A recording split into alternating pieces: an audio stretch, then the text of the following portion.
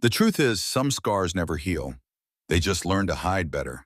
They live in the quiet moments between breaths, in the echo of a name you haven't spoken in years. They live in the cockpit of Captain Eli Ridge, a place built for speed and precision. But right now, it's a cage of memory. For 3 years, Eli has flown under a sky that felt empty, haunted by the ghost of a partner he lost. A brilliant, fierce pilot named Lieutenant Caravos, known to everyone as Shadowhawk. Today, that silence is shattered. A voice, yes, it crackles through his headset, a voice that wouldn't exist, attached to an aircraft that's damaged, bleeding smoke and flying straight toward a firestorm. The rules say he should shoot it down, but the voice says something else, something only he could understand. It's the voice of a ghost, and she's not just back from the dead. She's flying into the fire, and she's bringing a truth so explosive it could tear the world apart. Eli has a choice to make, one that will redefine loyalty, betrayal, and the cost of believing in a memory. The base sirens tore through the evening air like the scream of a war horn. Captain Eli Ridge Carter's hand jerked, and his coffee splashed across the floor before he could finish his sip. The voice of command cut through the ready room with clipped urgency. Unidentified aircraft approaching restricted airspace. No transponder. Possible hostile. Scramble, scramble, scramble. Adrenaline surged like a detonator inside his chest. Ridge didn't think, he just moved. Helmet in hand, he sprinted toward Hangar 3, where his F-22 Raptor waited with engines primed and crew already scattering clear. Lieutenant Mason Frey Mills, his wingman, was right behind him, jogging while running a weapons systems check with a single practiced hand. 90 seconds later, both Raptors were tearing down the runway, wheels leaving the earth as the Pacific dusk swallowed them whole. As the jets climbed, training took over. Ridge's voice was steady, all business. Sword 2, this is Sword 1, visual on threat vector. Affirmative, Frey replied, his tone sharp. Target at Angels 45 northeast bearing. No response to hails. The bogey was high, too high, and its movement was wrong, erratic, lurching like someone was fighting the controls, dipping and climbing in bursts. No transponder, no acknowledgement of the no-fly zone over the sensitive naval installation below. Every instinct in Ridge's body screamed trouble. Command cut in, voice iron hard. Sword flight, engage visual confirmation. Weapons hold until authorized. Copy, Ridge said, narrowing his eyes against the fading light. At Mach 17, the gap closed fast. Ridge's HUD lit up. There, against the golden smear of the horizon, was a black silhouette, sleek, angular, no markings, not civilian, not anything that belonged here.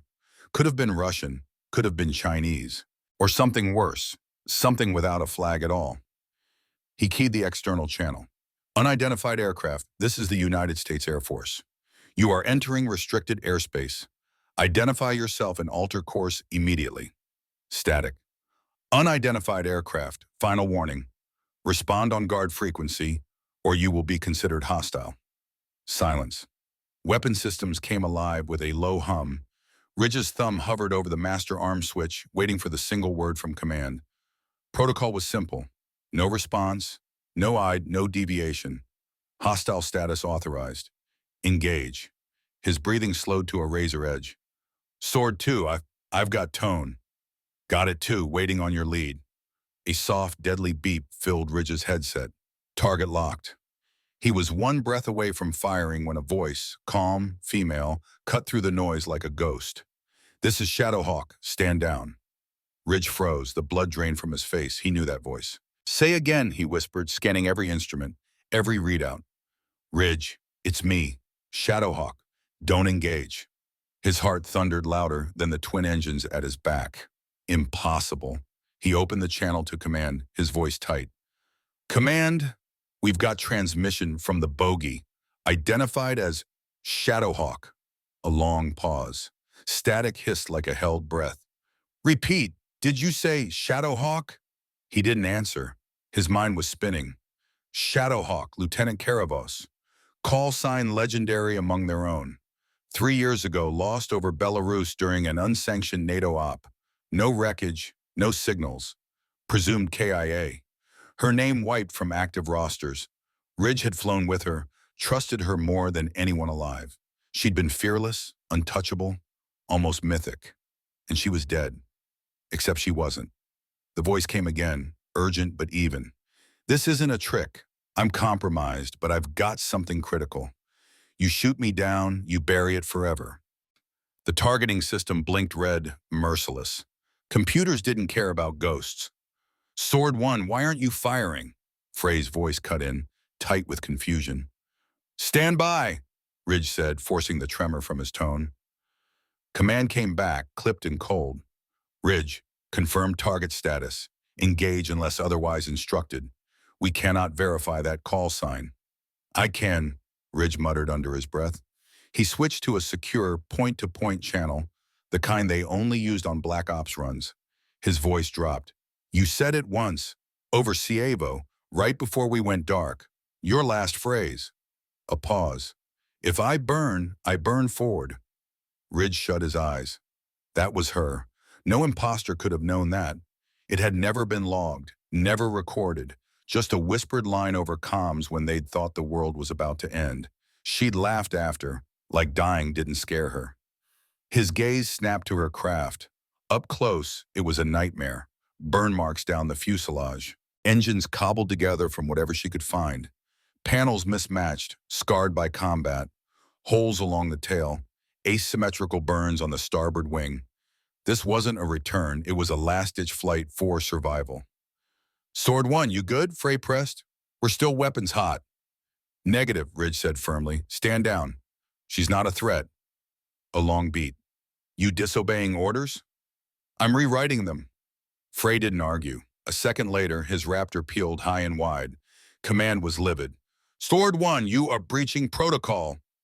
Ridge killed the channel. Only the private line remained. Shadowhawk, he said, keeping his voice steady. What the hell are you doing here? Not here, not over open air. I'm heading to Groom Lake. Escort me in, please. That last word hit like a weight. Questions burned in his chest, but there wasn't time. Every second they lingered, the odds grew that Command would scramble a second squadron with orders to shoot first. He eased back on the throttle, sliding into position beside her Phantom jet. The closer he flew, the more impossible it felt. Her fighter was sharper than anything he'd ever seen, nimble in the turns, but patched and battered like it had clawed its way back from hell. She wasn't just alive. She was carrying something with her. Something big enough to make generals lie, big enough to make him break every rule he had sworn to follow. As Nevada's desert crept over the horizon, Ridge knew one thing for certain. Shadowhawk had returned from the dead, and nothing in his life or the country's would ever be the same. The aircraft bled smoke from its tail, a ghost against the fading sky, carving a trembling line toward Groom Lake, as though every second might be its last. Ridge kept formation, flying alongside a memory that shouldn't have existed. Say something, Ridge. Kara's voice reached him again, quieter this time, stripped of the formal tone she'd used before.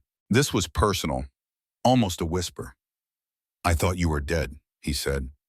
I almost was, she replied. That didn't explain a thing. Not the jet she was flying, not the vanished years, not why the U.S. military was hunting one of its own. Frey's voice cut through the comms, tight with tension. Sword One, I need clarity here. Who is she? Is this real, or are we caught in some kind of deepfake trap? Ridge hesitated, glancing across the open sky. She's real. She's Caravos. Shadowhawk. You're damn sure? I flew combat with her, Ridge said firmly. I'd never mistake that voice. Frey didn't respond, but he didn't press his weapons lock again either. That was answer enough. The sun dipped lower, streaking the desert horizon with molten orange as they crossed into Nevada airspace. Groom Lake, known to the world as Area 51, was still more than 80 miles out.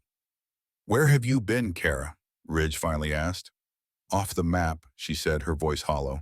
And that jet, it's not ours. You've never seen anything like it because you weren't supposed to. That's not exactly comforting, he muttered. She gave a dry, almost bitter laugh. No, just letting you know how deep this rabbit hole goes. Ridge tightened his grip on the stick. I watched your funeral, he said suddenly. Closed casket. No answers. Your mom wore that green jacket you always hated. Silence. I stood against the hangar wall, he continued, stared at your photo with the black ribbon and wondered if I should have gone in after you. You would have died, she finally said, her tone softer. We both would have. That what they told you? No, she said, voice flat. That's what I lived. Before he could ask more, his radar chirped. 3 bogies inbound, fast movers launched from Nellis. Command sending backup, Ridge said, switching to the encrypted tactical channel. ETA, 3 minutes. They don't know what you know, Kara said. They'll fire unless you convince them not to. Ridge swallowed hard. Shadowhawk had always been the one sent where no one else could go. Deep infiltration, zero trace. Her death had felt convenient, too neat. Now for the first time it made sense. Give me something, he said. A reason I can give them not to shoot you out of the sky. If I talk over open air, I die. You know that. He did. NSA, CIA, Air Force intelligence, none of them operated in the clear. Too many ears, too many ways to vanish. I'm flying a stolen prototype, she finally said, not built by our people, and it was never meant to come home. They'll want it buried, with me in it.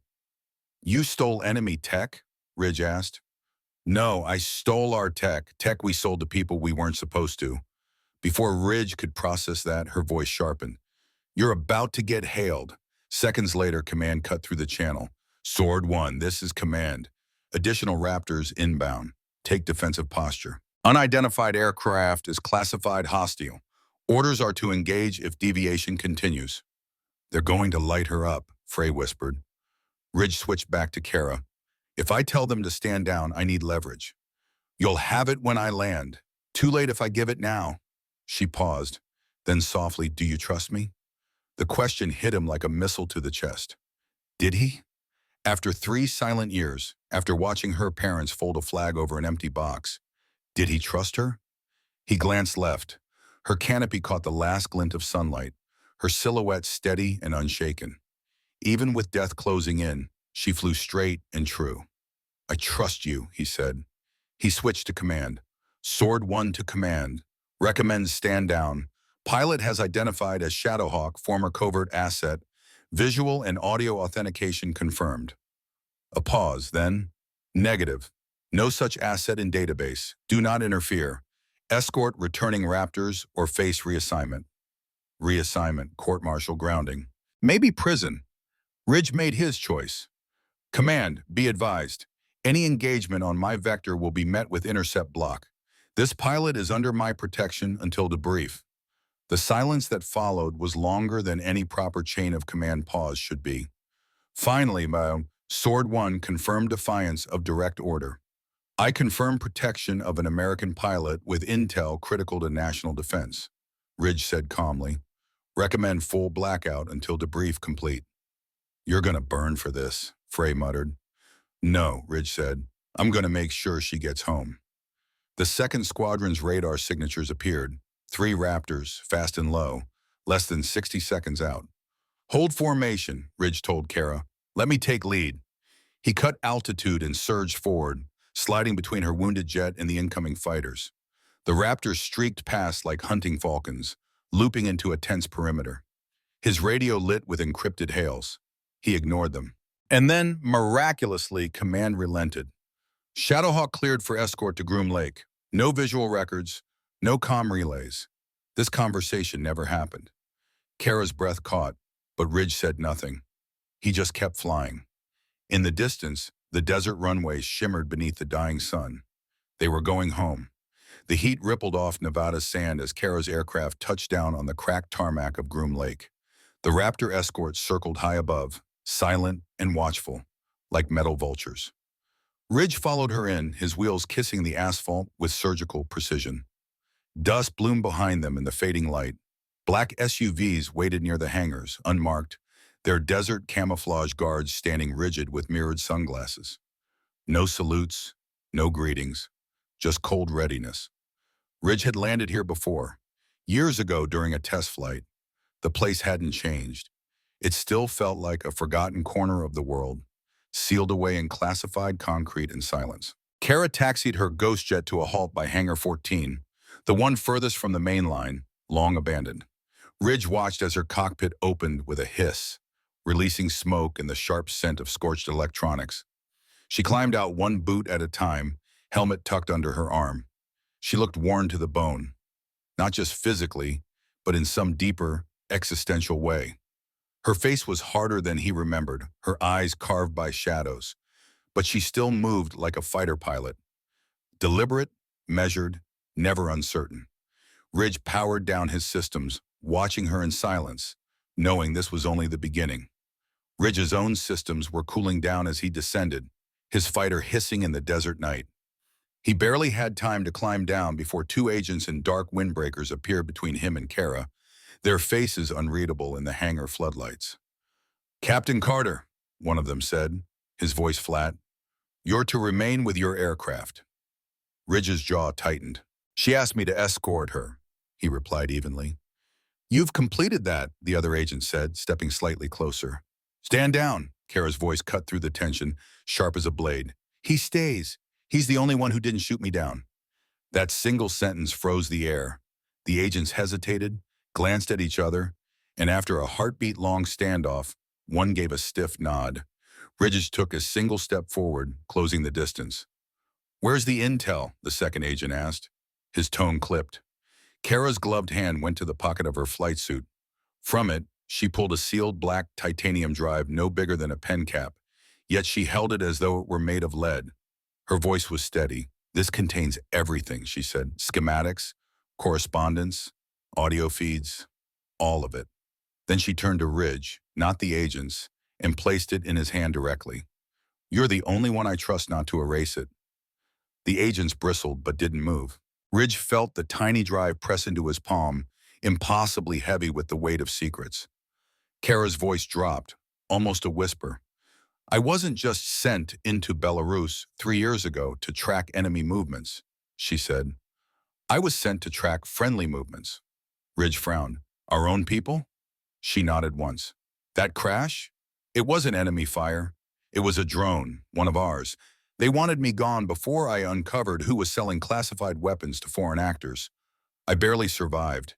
The intel you're holding proves who pulled the trigger and who gave the order." Ridge felt his stomach twist. "Why didn't you come back sooner?" "I couldn't," she said simply. "If I had, they would have buried me before I ever touched U.S. soil." He looked down at the drive in his hand. "And now? Now it's too big to bury." Behind them, the hangar doors shrieked open, metal groaning against metal. Harsh white light flickered, revealing a debrief chamber lined with guards, computers, and what looked like a portable server vault. Out of the shadows came a man in uniform, an Air Force major from the Office of Special Tactics. He was older, gray hair at the temples, skin papery and thin. His presence was cold authority. "Lieutenant Voss," he said, stepping toward Kara with a stiff smile. "Welcome home." Kara's face hardened, her eyes like steel. Ridge had never seen that depth of loathing in her before. The major gestured toward the hangar interior. "We'll take it from here." "She's not going in alone," Ridge said immediately. "She is," the major replied without hesitation. "You'll be debriefed separately." "No," Kara said. "He goes where I go." The major's mouth twitched into something between a smirk and annoyance. "That's not how this works." "It is now," she said. A tense silence fell, heavy as the desert night.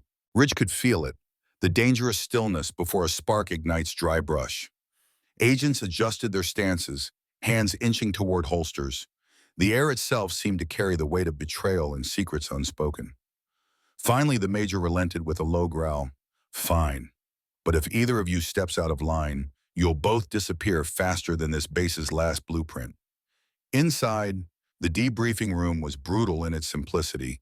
Cold concrete walls, steel table, metal chairs that seemed designed to break the spirit.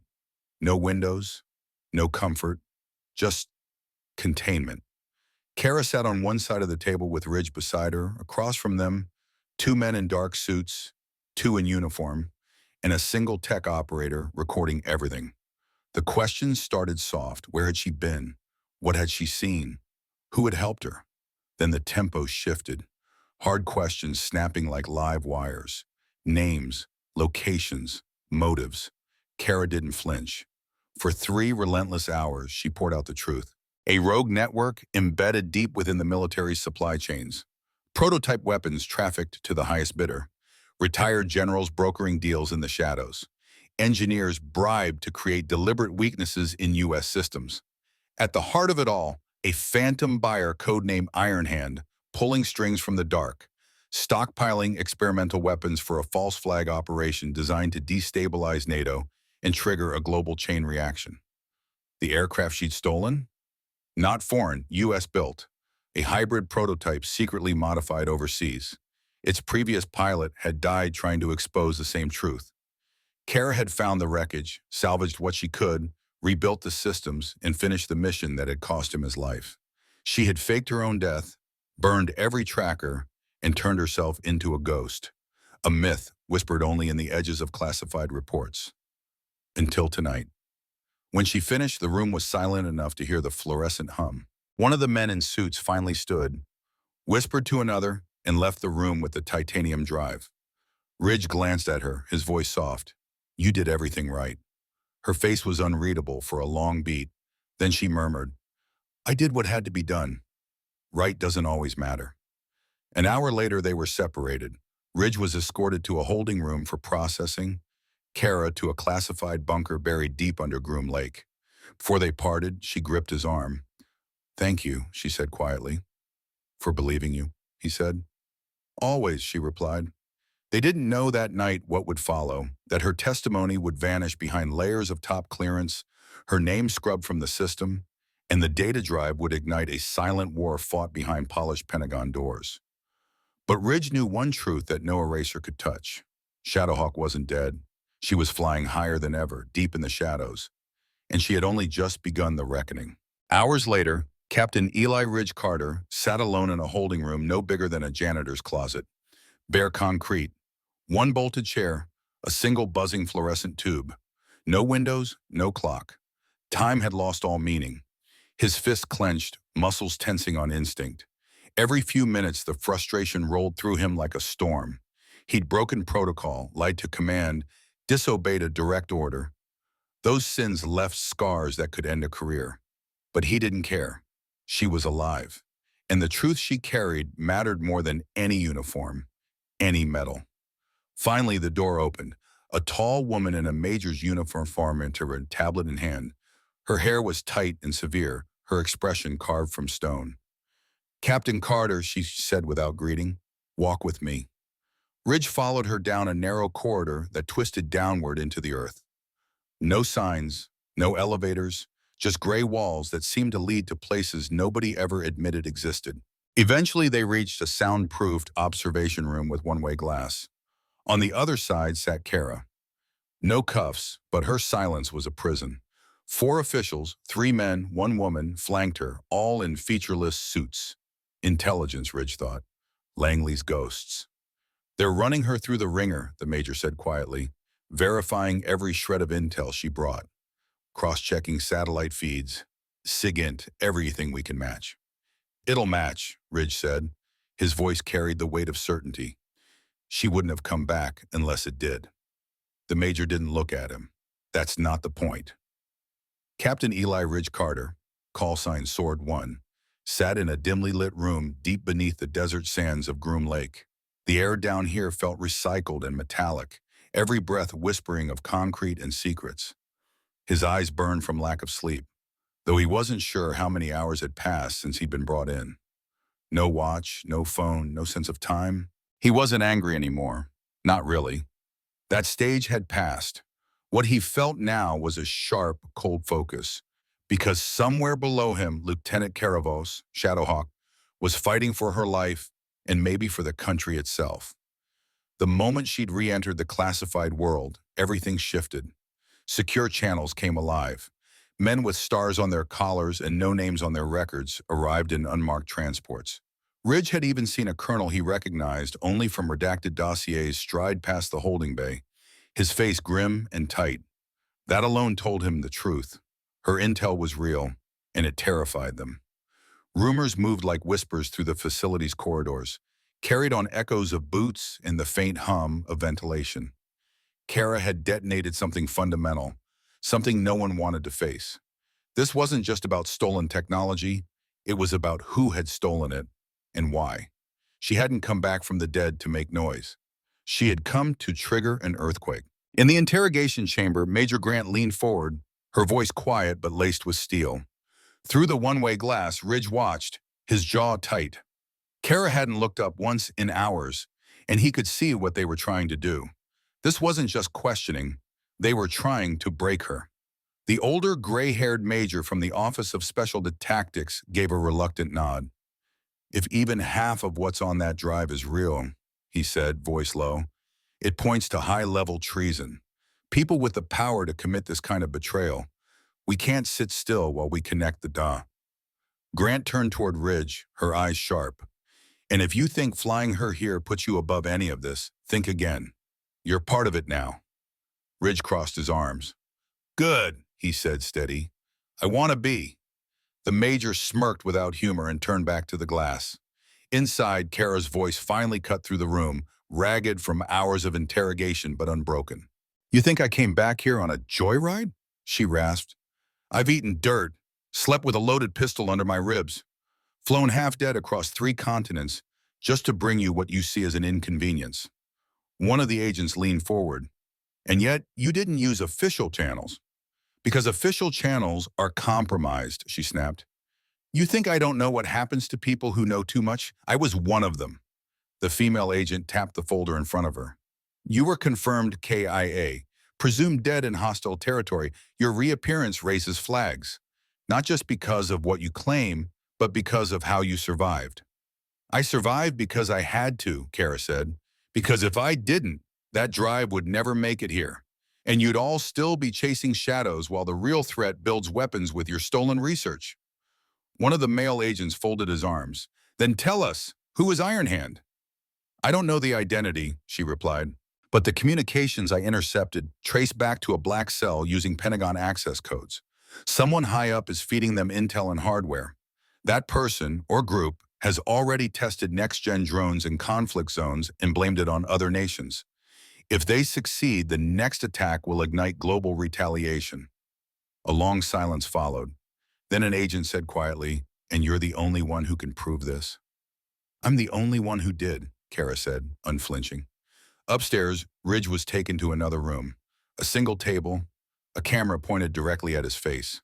A new officer walked in, rank unclear, name tag missing, and tossed a folder down in front of him. Captain Carter, he began, you received an unauthorized transmission. You defied NORAD orders. You interfered with national airspace protocol. Care to explain why? Ridge leaned back, unfazed. Because that transmission saved lives. You don't know that yet. I know who I flew with, Ridge shot back. I know Caravos. I know her voice, her methods, her mission focus, and I know the kind of lies it takes to erase someone like her. The man leaned forward. You're defending a rogue operative in possession of classified technology. If she had failed to deliver credible evidence, you'd already be standing trial. You still might. I'll stand wherever I have to, Ridge said. But you better start listening, because if she's right, and she is, you're sitting on a time bomb. The officer stared at him, unreadable, then silently picked up the folder and walked out. Later, Kara was escorted to a private quarters, bare but clean, a cot, a desk, a mirror. The door shut behind her with a mechanical clank. She sat on the edge of the cot, exhausted. Her hands trembled now that no one was watching. From her boot, she pulled a folded photo, an old snapshot of her, Ridge, and their original squadron, taken in the days before the mission that had shattered everything. She stared at it for a long time, her throat tight. Then she whispered to herself and leaned forward, resolute.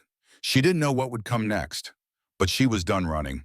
Deep underground, she sat at a terminal flanked by 2 techs and a grim-faced intelligence officer who never blinked. A portable server array hummed as it devoured the data from her drive. Flight logs from test facilities that shouldn't exist. Schematics of hybrid weapons. Chain of custody documents with forged authorizations. Audio clips of secret conversations. names without names. And one code name appeared again and again, Iron Hand. Search all known communications for this identifier, Kara ordered. Focus on encrypted airband relays from the last 18 months. One tech hesitated, glancing at the officer who gave a reluctant nod. Fingers flew over keys. 10 minutes passed, then 20. Suddenly, a filtered voice emerged from the speakers, distorted but recognizable to her by its cadence alone. Asset retrieved. Shadowhawk compromised. Eliminate link before exfil. Project Crownfire remains green. Kara's jaw tightened. That message had been sent 36 hours before she reached U.S. airspace. They'd known she was coming, and someone at the highest levels had approved her destruction. Project Crownfire, one tech whispered. That's not even on the books. It is now, Kara said grimly. Above ground, Ridge was finally brought into a briefing room with a two-star general he had never seen before. The general's tone was polite, too polite, like a doctor delivering terminal news. You understand the position you're in, Captain? I do, Ridge answered. You disobeyed direct orders, intervened in a national defense scenario, escorted a hostile aircraft into secured U.S. airspace. I'd do it again. That's unfortunate, the general said to him, because you might not get the choice. Ridge stayed silent, his eyes locked on the man, fully aware that this was only the beginning, and that somewhere in the shadows of this base, the clock on Project Crownfire was already ticking. The folder sat on the table, its tab marked with black letters, Carter EI Contingency. Ridge Carter, call sign Sword 1, stared at it, his gut tightening.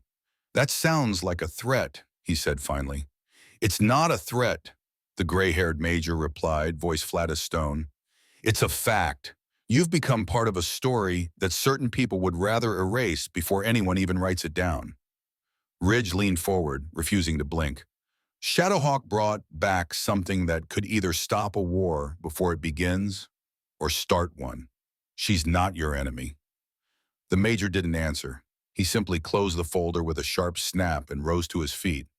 We're not the ones who decide what happens next. She gave you that drive because she trusted you, Ridge said quietly. And now everyone wants to know, why me? Because she knew you wouldn't flinch, Ridge answered himself. In her locked quarters, Lieutenant Caravos, call sign Shadowhawk, leaned over a metal sink, splashing cold water onto her face. The woman in the mirror looked older than she remembered, the shadows under her eyes like bruises. Yet her gaze still cut like glass, sharp and unwavering. From her locker, she pulled out a second data drive, the one nobody knew existed. A quiet insurance policy.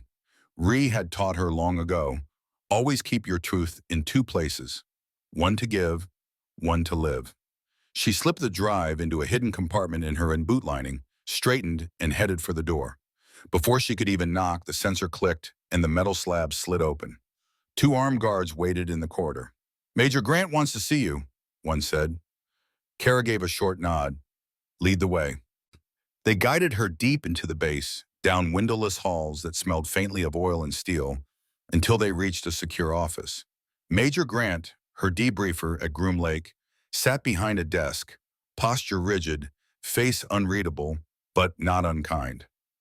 I've read your files, Grant said finally. You just accused 5 individuals with top-level clearance.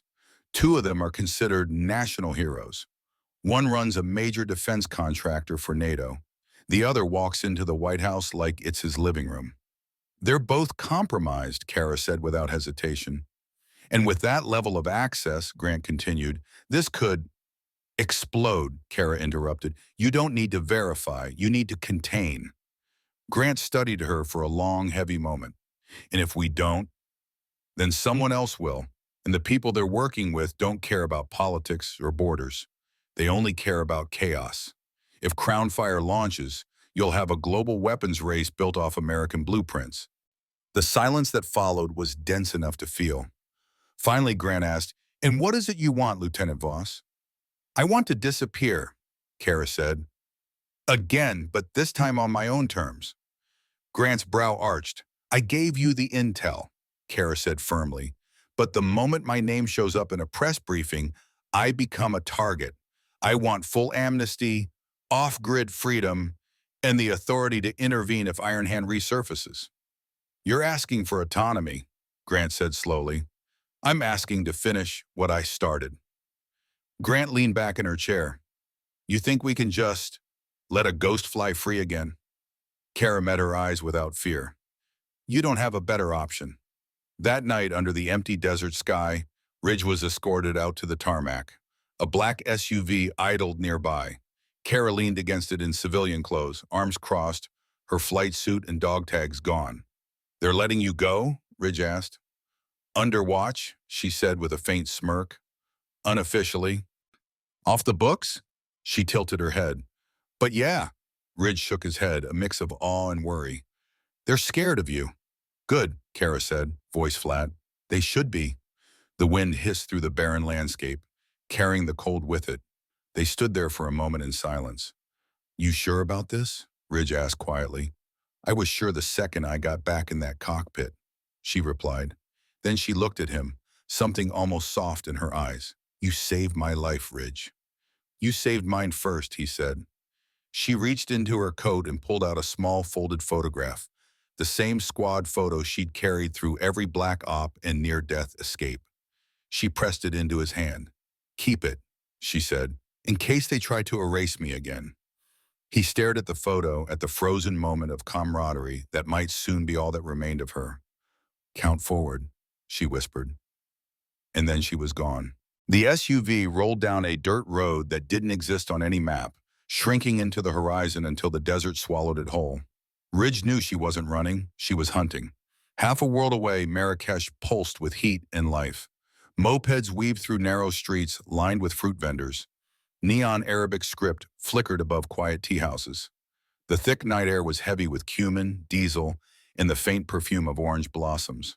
In the shadowed maze of alleys and rooftops, Caravos, Shadowhawk, sat beneath a wobbling ceiling fan in a tiny cafe, sipping black coffee from a chipped porcelain cup. To anyone watching, she was just another tourist, headscarf loose, sunglasses low, a dusty backpack at her feet, but she was hunting. And her contact was late. Late meetings always put her on edge. Meetings that never happened were worse. Across the room, a boy played with a paper plane weaving in and out of view. At first, it looked innocent. But when the child circled her table for the third time, tracing the exact same pattern, she knew. They'd found her. Kara rose without finishing her coffee and slipped into the narrow alleys, moving with the fluid familiarity of someone who'd memorized the city's veins. The first tale was easy to lose. 2 sharp turns, a market stall, and he was gone. The second tale was sloppy, a bulked-up man in a cheap jacket, sweat betraying him. Kara veered left into a narrow passage, scaled a fire escape, and leapt to the roof of the next building. Seconds later, she crouched above, silent as a ghost, watching him enter the alley below. Her suppressed pistol whispered into her palm. She dropped behind him in a single smooth motion. Tell me who sent you, she said, the muzzle pressed to his back. He froze. You won't shoot me, he whispered in Arabic. I've already died once, she replied, cold as stone. A tense beat passed before he breathed the word. Crown fire. They're cleaning house. Kara knocked him out with one sharp strike, dragged his limp body behind a rusted oil drum, and disappeared into the night. Back in Virginia, Ridge Carter stood before a joint security review board, crisp in his dress blues, metal shining under the fluorescent lights. He kept his posture perfect as the 3-star general at the head of the table stared him down. We've reviewed the footage, the general said.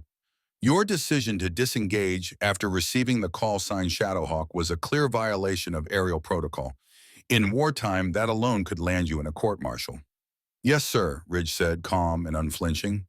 And yet, the general continued, your report was validated. Lieutenant Voss returned with classified materials that have already led to 3 arrests in the covert shutdown of a weapons facility in Romania. Ridge stayed silent. We have reason to believe she's gone rogue again, the general said. Ridge's jaw tightened. She's not rogue. She's cleaning up the mess you couldn't. Be careful, Captain, the general warned, voice like ice. Defending her again may cost you more than your commission this time. Ridge drew a slow breath. Permission to speak freely, sir? The general gave a single nod. I don't regret a single second of what I did. Caravos saved lives by breaking rules, rules that were protecting traitors. I'd rather be grounded with honor than flying on a lie. A long silence followed. Then the general turned to the others on the panel. Dismissed. Ridge saluted, spine straight, and walked out without a shred of hesitation. He walked out without waiting for their approval. He didn't need it. What he needed was to find Carrera, and he already had a strong hunch about where she'd go next. In a safe house perched above the Adriatic Sea, Carrera sat with an encrypted laptop she'd cobbled together from scavenged military hardware. The device hummed quietly as she patched into a darknet channel.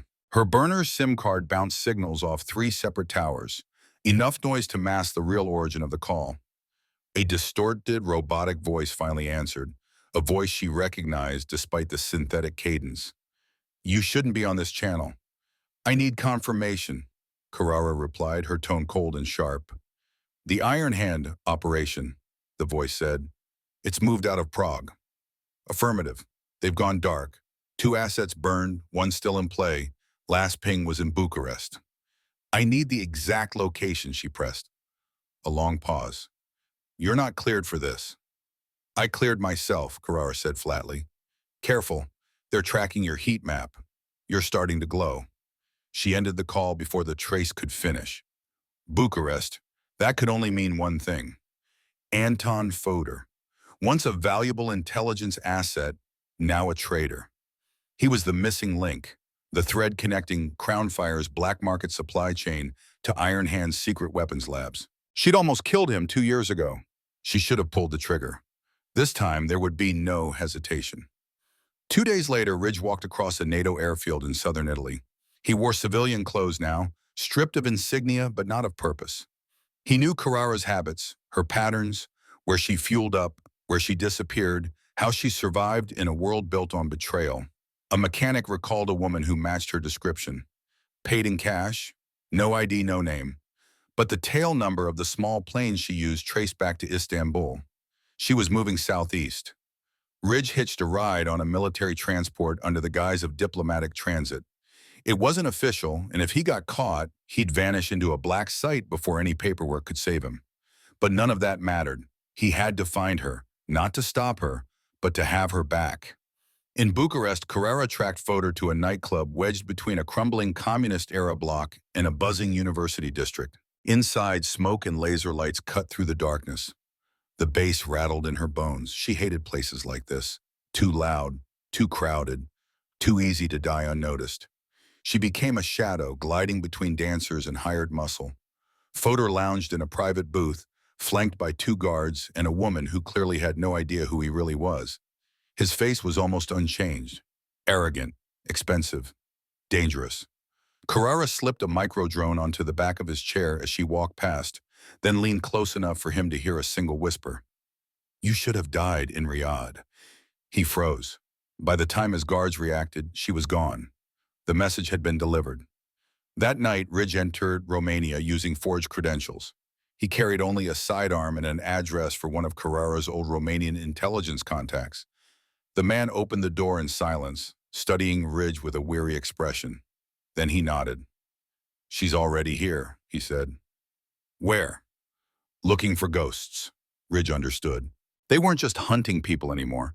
They were hunting the ideas that had allowed Crownfire to thrive in the shadows, unchecked and deadly. The next night, Fodor fled the nightclub, spooked and paranoid. Carrera let him run, feeding his fear. Her micro-drone followed him, every step, every turn. He finally disappeared into the back entrance of an abandoned chemical plant.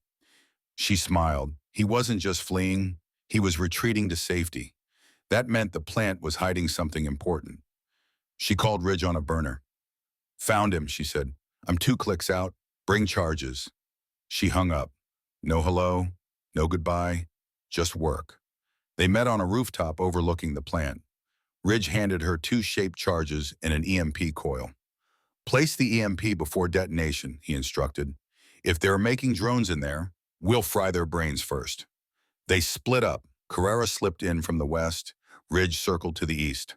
Inside, Crownfire operatives scrambled, shutting down servers and packing crates. Someone had tipped them off. Carrara planted charges in the shadows, moving silently, avoiding patrols. Ridge stayed above, rifle in hand, marking every movement. Then Carrara found the server room. She slid a drive into the main console, uploading a payload designed to expose everything. Every account, every IP address, every financial trail, leading back to Crownfire across 5 countries. When the transfer finished, she armed the timer. 10 minutes, they regrouped outside as the first sirens wailed in the distance.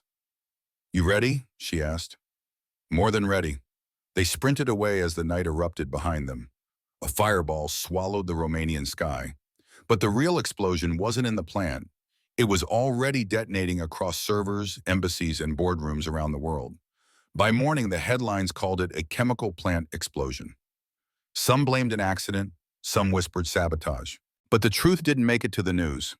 Within 24 hours, Crownfire servers across Europe started collapsing.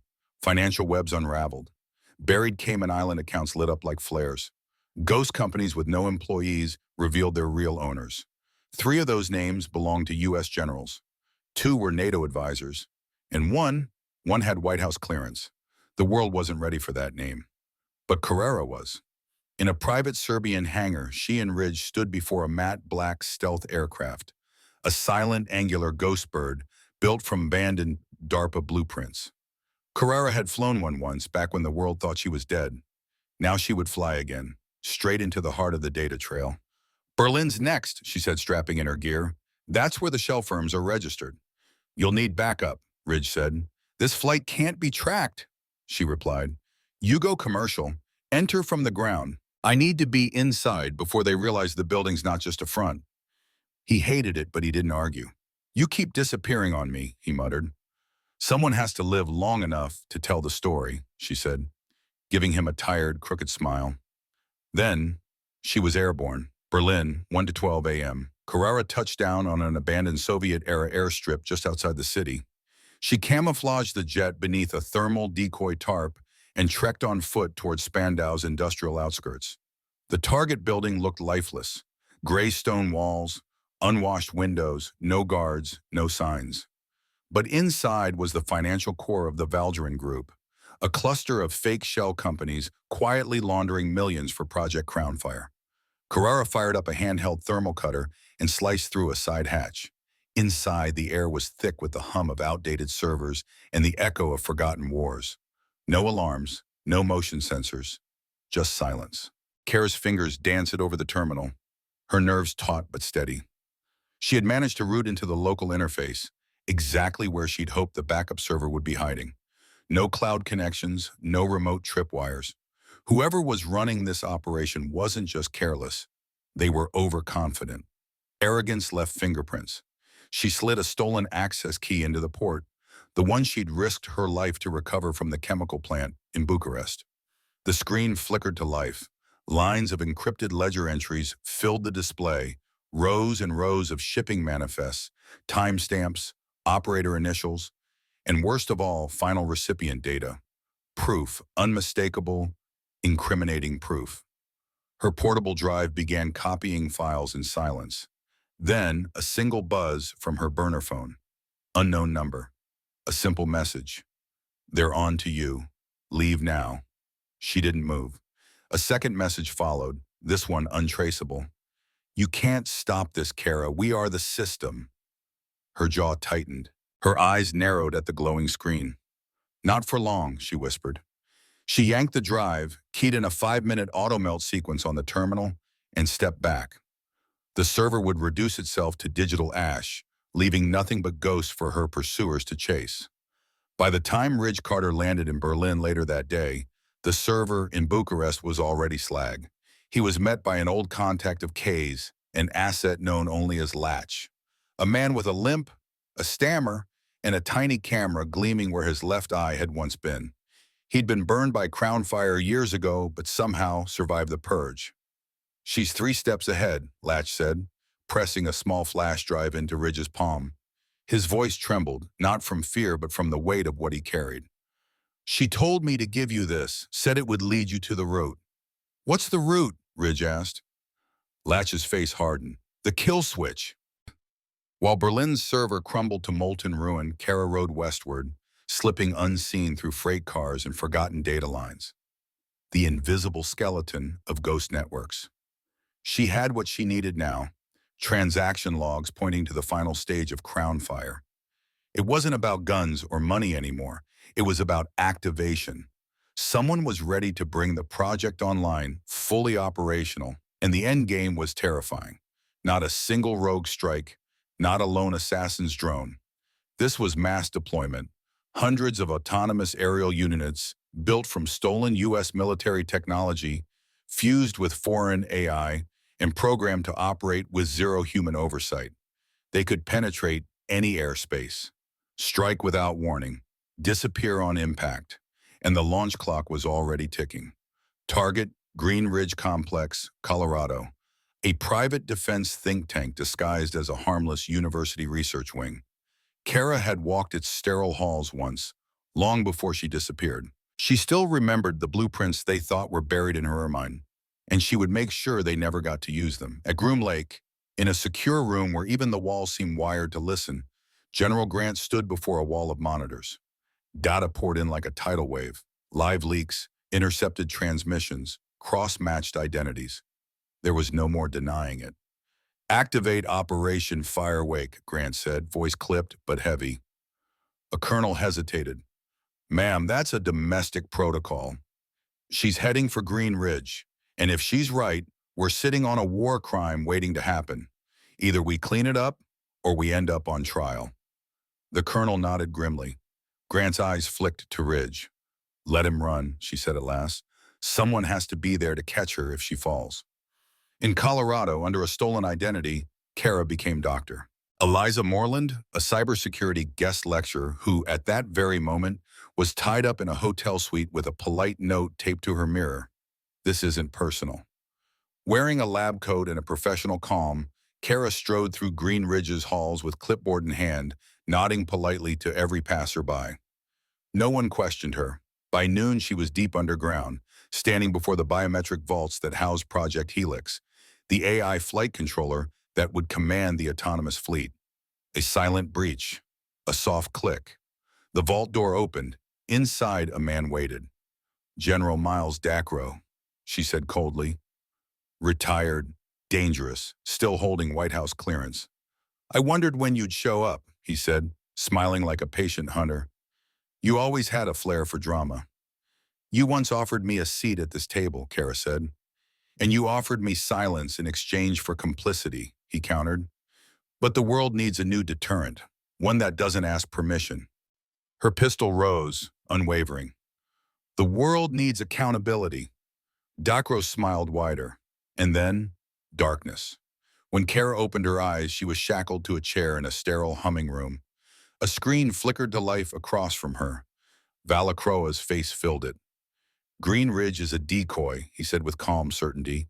"The real launch is mobile. You're chasing ghosts." She said nothing. "I should thank you, though," he continued. "You flushed out the weak links. We've consolidated now. The drones launch in 72 hours. You won't stop it. You can't even find it." The screen went black. Kara closed her eyes and breathed. Then her fingers flexed inside her sleeve. A tiny bead clicked between them. A microplasma lockpick. A trick Ridge had taught her years ago. 30 minutes later, she walked out dressed as a med tech, duffel slung over her shoulder. Inside, a prototype chip that could mask drone AI patterns.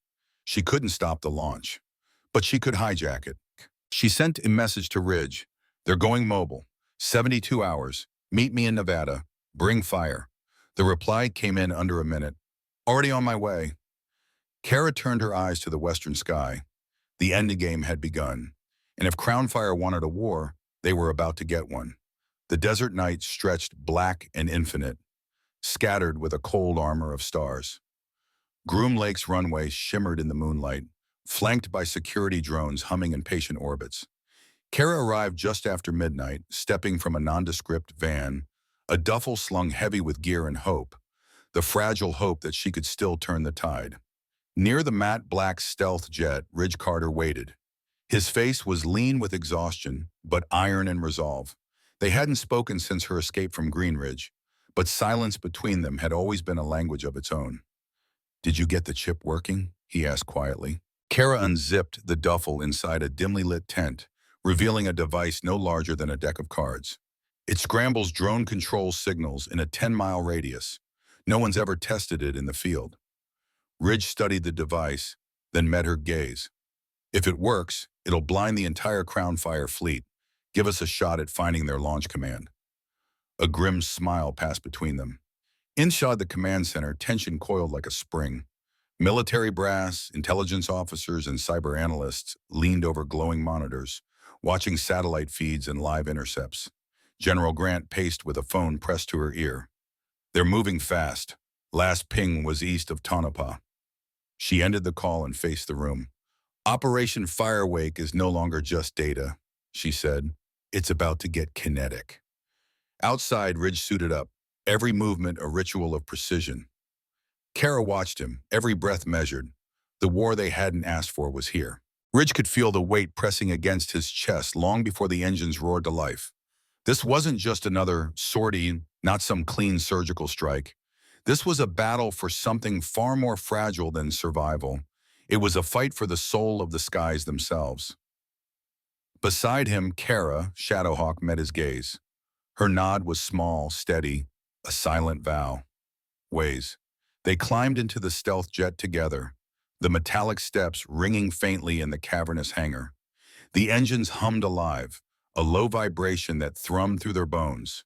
Inside, the world was nothing but glass panels and soft green lights. Moments later, the black aircraft rolled forward, gliding into the desert night, a phantom vanishing into darkness. Kara's hands were a dance of muscle memory, fingers flicking across the holographic displays, her eyes sharp and unblinking. Ridge sat behind, scanning the feeds, hunting for any trace of Crown Fire's automated fleet. Every flicker of static could be death. They tore through jagged mountain terrain, hugging valleys at breakneck speed. The mission was burned into their minds: locate the mobile launch platform and stop the countdown before zero arrived. Then, a sharp alarm pierced the cockpit. "Contact! Unknown aerial units inbound," Ridge said. His voice clipped and taut. Kara's eyes caught the horizon first. Dark silhouettes against a darker sky, dozens of them, drones slicing through the night like predators. Black as smoke, fast as death. "They're moving in," she muttered. "Time to scramble the chip." She flicked the switch. A low hum shivered through the jet, and an invisible pulse rippled out into the sky. For a moment, the enemy wavered. Drone lights flickered. Cerberus spiraled out of control, plummeting like broken toys. A small victory, too small. The others adapted. One massive drone broke formation, bigger and faster than the rest, and locked onto their jet. "Ridge, they've got weapons lock!" He slammed the countermeasure controls. Flares streaked out in blinding bursts. The jet twisted violently, the world a blur of night and starlight. Missiles screamed past, detonating harmlessly in the darkness. Kara's knuckles were white, heart hammering, but her hands stayed steady. "Come on, hold together!" A burst of light behind them signaled a missile intercepted by the countermeasure. The monster drone lunged again.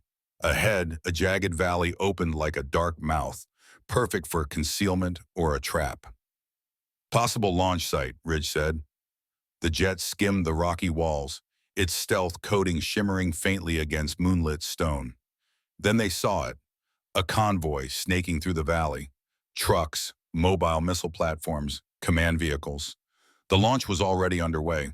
Kara keyed her mic. "This is Shadowhawk, requesting immediate air support." Only static answered. Her gut went cold. "They're jamming comms," Ridge said grimly. They were on their own. Kara armed the jet's arsenal, every switch a promise of fire. "Then we bring the thunder." Missiles streaked down, finding their marks with surgical precision. Trucks erupted into flames, fuel tanks blew, and plumes of smoke twisted into the night sky. The ground below became a churning storm of dust, fire, and shattered steel. But the battle wasn't over. A shadow passed over their canopy. The massive drone had returned. It locked onto them again. "This is it," Kara whispered, and the sky became a dance of death. Missiles sliced through darkness. The jet rolled and spun, gravity trying to rip them apart. Ridge zeroed in on the drone's weak points. his voice calm despite the chaos. On your left, take my shot. Kara banked hard, railguns thundering. The rounds tore through the monster drone. For a heartbeat, the knight held its breath. Then the enemy bloomed into fire and falling wreckage. Silence, broken only by their own breathing. Then, through the static, a voice crackled to life. Shadowhawk, this is Major Grant. Extraction inbound. Coordinates transmitting now. Kara exhaled, her shoulders sagging with relief. Not out yet, Ridge reminded, but a hint of a smile ghosted his face. They rendezvoused with the inbound helicopters, loading the recovered data drives in the chip under heavy guard. Dawn stretched across the horizon, painting the desert in fire as Crown Fire's lies burned to ash behind them. Back at Groom Lake, the air was thick with the weight of what had been done. Commanders and analysts crowded the debriefing room, some wide-eyed, some hollow. Major Grant met their gaze.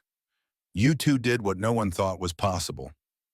Justice, Kara said quietly, is never a clean mission, but it's the only one worth fighting for. Ridge leaned back, exhaustion settling into his bones. Sometimes, he said almost to himself, you have to fly through the storm to see the sky again. Weeks later, congressional hearings offered a sanitized version of the truth. Names were buried, threats downplayed. To the world, it was a minor incident, but Ridge and Kara knew better. They had stared into the abyss and refused to blink. Shadowhawk's call sign returned to the skies, not as a warning, but as a promise. Because some wars are fought in silence, and some heroes will always fly in the shadows.